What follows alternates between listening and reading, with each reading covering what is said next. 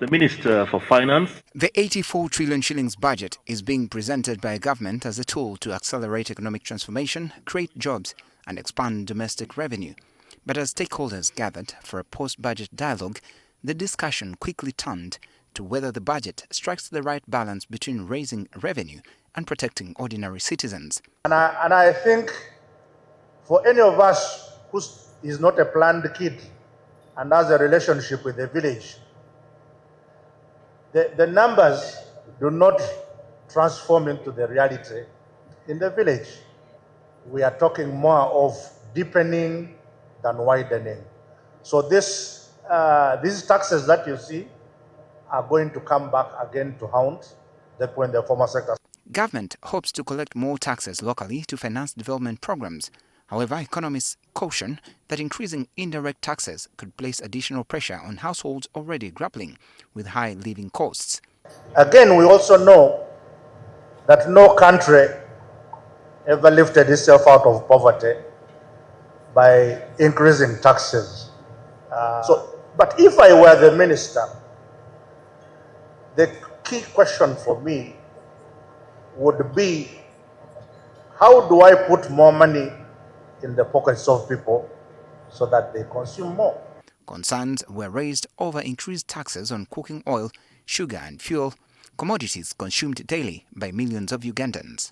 Because the poor households, a large part of their income is actually spent on these items. So we've taken from them. And on the other hand, the budget has given tax exemptions to rich corporations of about 2.7 trillion. So in a way, we've taken from the poor and exempted the rich. The new taxes lack equity. If you double taxes on border, the excise taxes on borders, or on beer, or on cement, on sugar, and then you are, on the other hand, letting the corporate entities have so many waivers. Burton noted that critical areas appear to have been left out, including funding for medical interns and implementation of the new lower secondary curriculum. So why should we budget living education, which is the core and elements of the new syllabus, but also medical interns who do 70% of health delivery in government hospitals, and then we have a big chunk of money for entertainment and donations? Despite the concerns, the private sector sees several opportunities within the budget. Government has allocated 2.5 trillion shillings for wealth creation programs. That is parish development model, that is a Myoga, that is GROW, that is a small business recovery fund, and that is the agricultural credit facility. And then there's a Katale loan facility. So there are various opportunities for people running big and small businesses. There's even a scheme for large-scale commercial farmers.